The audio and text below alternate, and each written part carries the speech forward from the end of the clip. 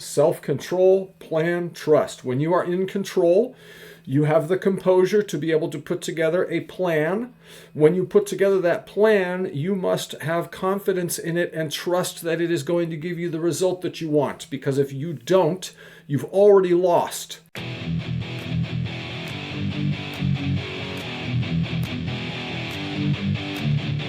Hey, welcome back. It's Rob here doing Heads Up Baseball and what we can learn about life from a book about baseball. That's the fun part here, and this is Chapter 6, which is all about pitching. Now, Chapters 6, 7, and 8 in this book break down pitching, hitting, and then base running and defense, okay?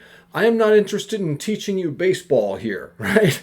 And so what I've done is these chapters are going to be a little shorter. These videos for the next 3 videos, 6, 7, and 8, can be a little shorter because what I've done is sort of combined through all 3 chapters a lot of the main points and then kind of broken them up into some individual points for each chapter.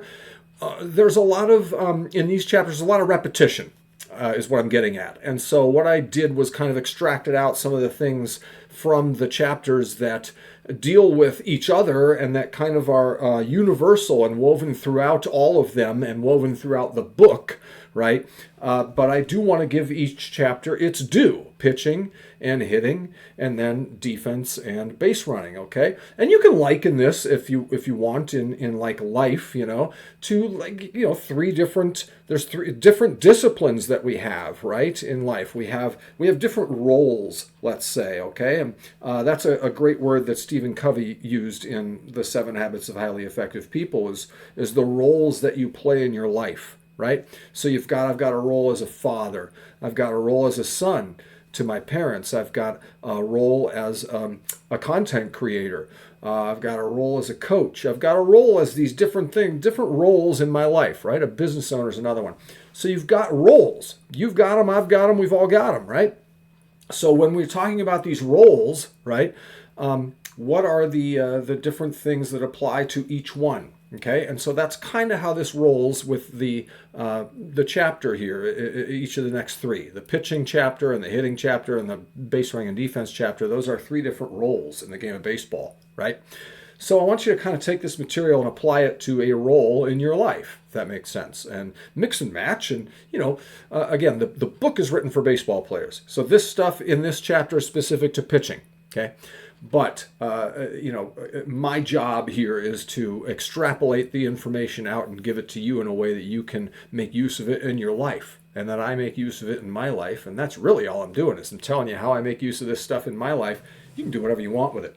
All right. Now, the only thing you can't do, though, is actually read the book with me unless you have it. So go down below to the link, the Amazon link right there will get you the book, okay? Get yourself a copy.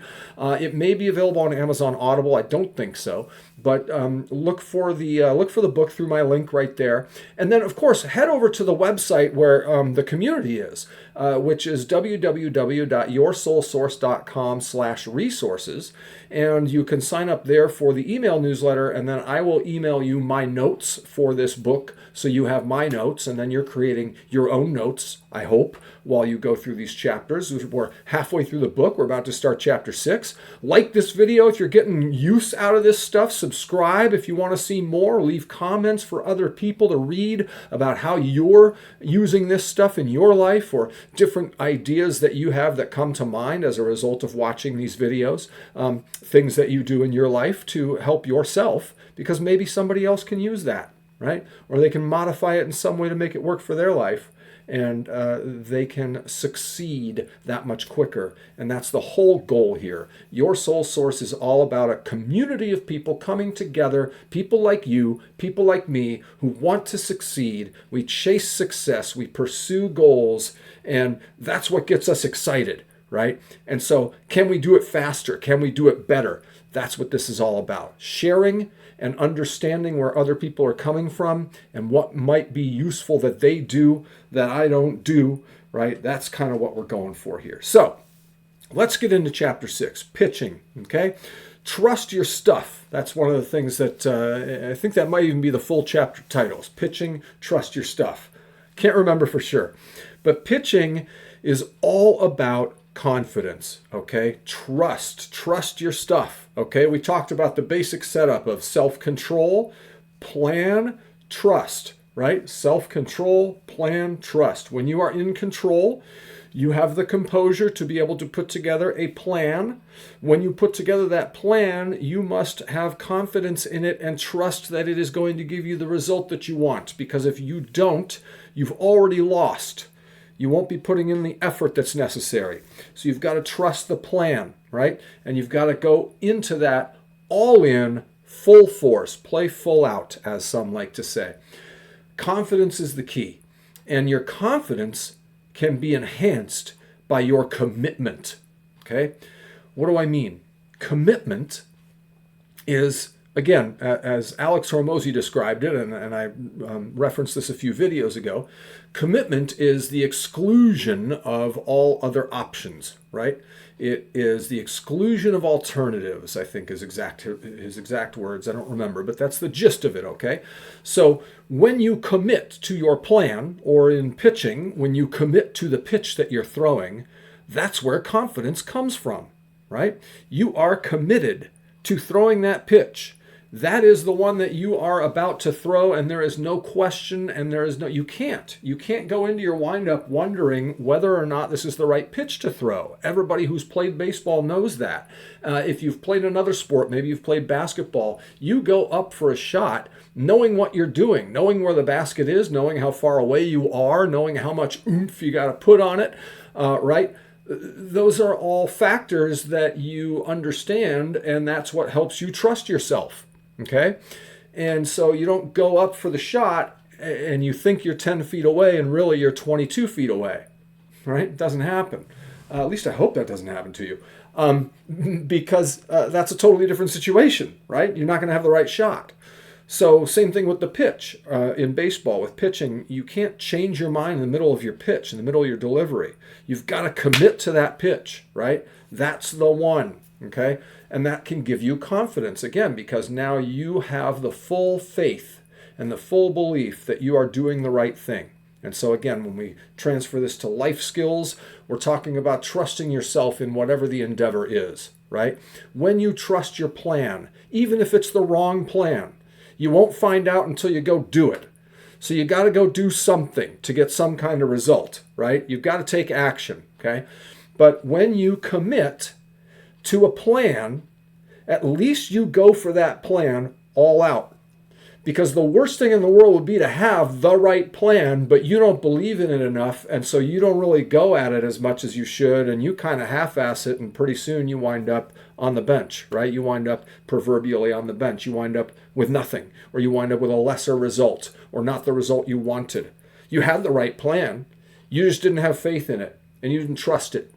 So you want to trust whatever plan you're involved in. And if it's the wrong plan, you're going to find out, okay? You'll find out soon enough. It's not the end of the world. You just make adjustments. And we talked about that way long ago in the book, in the first couple chapters. We talked about, we're not talking here about a perfect performance. We're talking about the best players adjust, right? They make adjustments and they make changes to the changing circumstances, okay? So, again, this pattern of self-control, plan, trust. Self-control, plan, trust.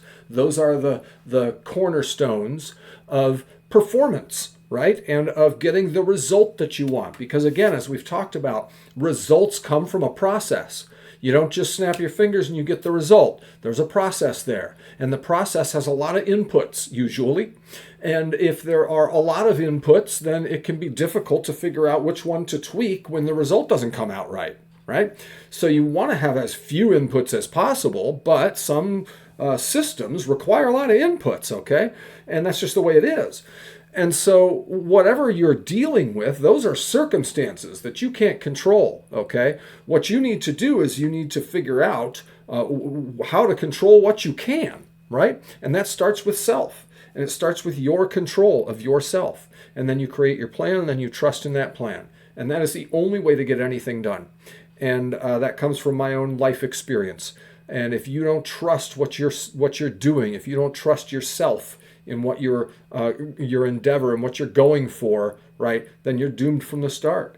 And confidence is what breeds that trust, okay? And the commitment to your plan, All these things come together, right? And they all sort of intermingle to form your performance, right? And your performance is obviously going to directly affect your result, right? So again, you could have the right plan, and if you don't perform well enough, for whatever reason, I use the example of not trusting the plan, but for whatever reason, if you don't perform well enough, you're not going to get the result. All right, so your performance is huge, obviously, but your performance, the things that you can control within that are your confidence, your mental state, right? How you prepare, right? The things that you say to yourself, okay? The red light, yellow light, green light thing that we did in an earlier chapter. So again, there is no bigger thing in the game of baseball when it comes to confidence than pitching. You have got to have confidence if you are going to be a pitcher, and you have got to have confidence in that very pitch that you are throwing right then, each and every pitch, right? And some of the greatest in the game, like they'll say that they just they block everything out. Once they get the signal from the catcher and they know what pitch they're throwing, everything else doesn't matter. Nothing else matters. The only thing that matters is that pitch going where I need it to go. And that is what I am going to do. Like, that's how they approach it, right? So if you approach life that way and you say, here is my plan to get where I want to go, and you hone in on that plan and you focus on it, you are much more likely to get the result that you want than if you have a plan, and then as you start, something happens along the way and you go off this way and get sidetracked, and then all of a sudden something else happens and now you're over here and you're all over the place and kind of even forgot what the heck the result was that I was even going for here, right? That's not what we want, and hopefully it doesn't happen a whole lot to you. Probably doesn't, or you wouldn't be watching these videos, right? This is a channel that's made for the achiever, right? The people who succeed and who achieve their goals, and that's you, and that's me. And so hopefully that kind of meandering doesn't happen a whole lot. But if it does, this is, again, a way to get on track, right? And we're talking about that a lot in this book. And the authors write a lot about that and about being on track and about being in control. It's one of the main through lines of the entire book.